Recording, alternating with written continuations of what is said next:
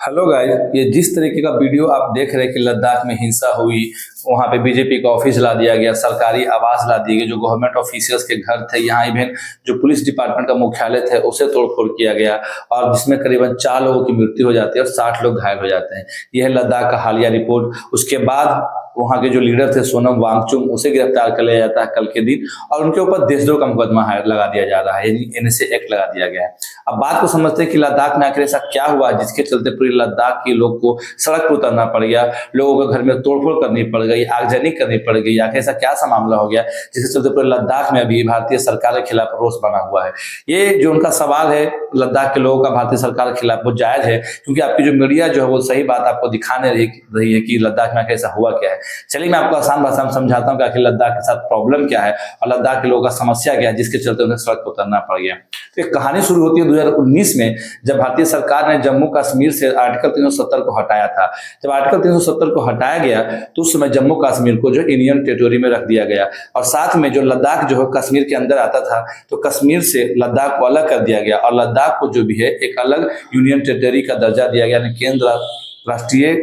केंद्र शासित प्रदेश का दर्जा दिया गया। उसके बाद उनसे ये प्रॉमिस किया गया लद्दाख को 2019 में कि आपको आने वाले समय में हम आपको राज्य का भी दर्जा देंगे और आपकी जो जनरेशन है, आपकी जो पॉपुलेशन है, उसे हम लोग 6 शेड्यूल ट्राइब में भी डाल देंगे। ये प्रॉमिस 2019 में भारतीय सरकार ने लद्दाख के लोगों से किया था और उसके बाद लोगों ने ये बात को मानने को भी तैयार हो गया था और उस प्रोटेस्ट को 2019-20 के आसपास खत्म भी कर दिया गया था। लेकिन पिछले 5 सालों में बीजेपी सरकार ने सिर्फ लद्दाख के लोगों को तारीख दी है। ये प्रोटेस्ट 2022 में हुआ, 2021 में हुआ, 2024 में हुआ और जब प्रोटेस्ट वहां के लोगों ने किया, लद्दाख के लोगों ने, भारतीय सरकार ने एक नया तारीख दे दिया कि हम आपसे बात जो है अगले तारीख को करेंगे, आपसे बात अगले महीने करेंगे, आपसे बात हम अगले महीने करेंगे। ऐसा करके भारतीय सरकार ने पिछले 5 साल को निकाल दिया है, जिसके चलते लद्दाख के लोगों को गुस्सा आ गया है। समस्या क्या ये समझिए। समस्या यह है कि जब लद्दाख कश्मीर के अंदर था तो ये जो सब ऑटोनॉमी थी, वहां की जो गवर्नमेंट बॉडी थी, वो कश्मीर के विधानसभा से चलती थी। जब कश्मीर से लद्दाख को अलग किया गया तो वहां जो है अब किसी तरह का विधानसभा नहीं है, यानी राज्यसभा नहीं है, वहां की लोकल गवर्नमेंट नहीं है, जिसके चलते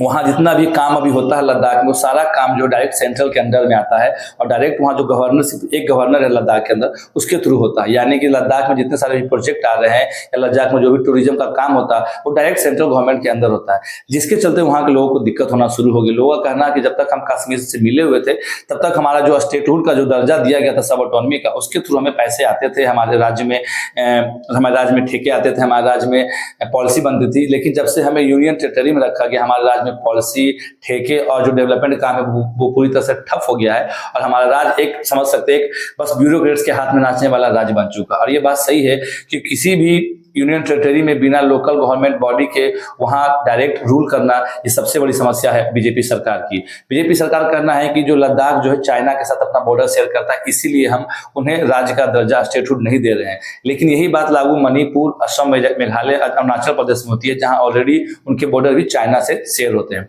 लेकिन लद्दाख के लोगों के साथ धोखाधड़ी किया गया। उसके बाद उनका दूसरा डिमांड था कि हमें 6 शेड्यूल ट्राइब में रखा जाए, यानी कि 6ठी संविधान की सूची में रखा जाए। उसका नियम यह था कि जितने भी वहां के लोकल लोग हैं, वहां जितने भी लोकल ट्राइब से जो जनजाति है, उनका कहना था कि जो हमारी जो जमीन है, हमारा जो प्रॉपर्टी, हमारा जो एनवायरमेंट है, वो जब वो बेचा जाए या किसी इंडस्ट्रियलिस्ट के हाथ में दिया जाए तो उसमें अधिकार हमारा हो, बिना हमारे मर्जी के, बिना हमारे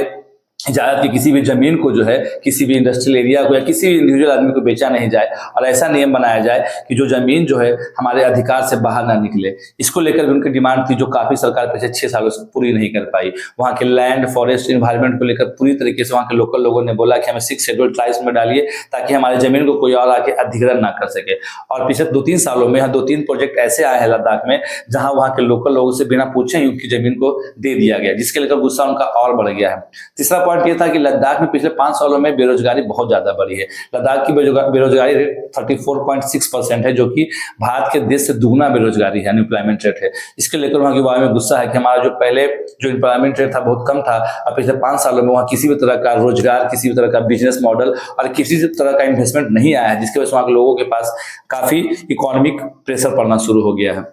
इसके बाद वहाँ के लोगों का जब डिमांड स्टेटहुड लाइवलीहुड को लेकर हुआ कि हमारे राज्य को दर्जा दिया जाए, हमें यूनियन टेरिटरी में रखा जाए, लेकिन हमें राज्य का दर्जा दिया जाए ताकि हमारा लोकल गवर्नमेंट बॉडी उस चीज़ को देखे और हमारे अधिकार के लिए लड़े, क्योंकि उनके पास फिलहाल अभी उनके अधिकार को लड़ने के लिए कोई भी लोकल सरकार नहीं है। तो ये विवाद पिछले 5 सालों से चल रहा था। होता यह है कि 10 सितंबर को जो ये लोग वापस से इसी डिमांड को लेकर लद्दाख में प्रोटेस्ट करते हैं। जब ये प्रोटेस्ट करते हैं तो 10 दिनों तक इनका प्रोटेस्ट चलता है और 11वें दिन क्या होता है, जो प्रोटेस्ट कराने में 2 लोगों का हाथ होता है। 2 वहाँ की जो लोकल गवर्नमेंट बॉडी है वो है लद्दाख एपेक्स बॉडी है और एक है कारगिल डेमोक्रेटिक अलायंस। ये 2 वहाँ के लोकल मेजर पॉलिटिकल पार्टी है जो इन सभी प्रोटेस्ट में शामिल थी और यही 2 मेजर पार्टी है जो वहाँ की प्रोटेस्ट को करवाती है। जब 10 सितंबर को ये प्रोटेस्ट शुरू हुआ और ये 5-6-10 दिन तक चला, 11वें-12वें दिन क्या होता कि उस प्रोटेस्ट में 2 लोग जो पिछले 10 दिनों से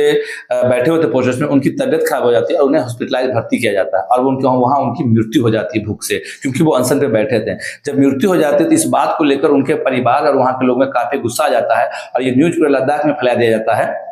कि अनशन पे बैठे हमारे 2 साथी मारे गए हैं और सरकार तब भी नहीं सुन रही। क्योंकि जब भी ये सरकार से बात करने जाते हैं, सरकार इन्हें एक नई डेट दे देती है। इनको नया डेट 6 अक्टूबर का दिया गया था, जिसको लेकर यहाँ के लोग गुस्सा बढ़ गया कि हमारे यहाँ लोग मर रहे हैं और आप डेट पर डेट दिए जा रहे हैं, ना ही आपको संविधान में कोई चेंज ला रहे हैं, ना ही हमें आप राज्य का दर्जा दे रहे हैं, ना ही आप हमारी बातों को सुन रहे हैं, आप सिर्फ डेट पर डेट बढ़ा रहे हैं। इसी के चलते लोग वहाँ की जो बॉडी थी लद्दाख एपेक्स बॉडी और कारगिल डेमोक्रेटिक अलायंस, इन दोनों ने मिलकर उस संगठन को लेकर उन्होंने सब लड़कों को रोड पे बुला लिया और जिन जी जो कि सोशल मीडिया पर जब उनको पता चला तो ये पूरे सोशल मीडिया पर लद्दाख में इस चीज को वायरल किया गया कि सरकार हमारी मांग को पूरी तरह से सुन नहीं रही है और उसके चलते हमारे 2 लोगों की मृत्यु हो जाती है, जिसको लेकर जनजी में यानी युवाओं में गुस्सा भर जाता है और फिर रोड पे बाहर निकलकर वहां के सरकारी आवास को, सरकारी ऑफिशियल्स को, बीजेपी के जो डिपार्टमेंट होते हैं उसे जलाते हैं और जला के पूरे लद्दाख में को पूरे आग में हिंसा में तब्दील कर देते हैं। फिलहाल करंट स्टेटस ये है कि लद्दाख में 144 लगा हुआ है और सोनम वांगचुक जो वहाँ के लीडर थे उनको जो है गिरफ्तार करके सरकार उनके ऊपर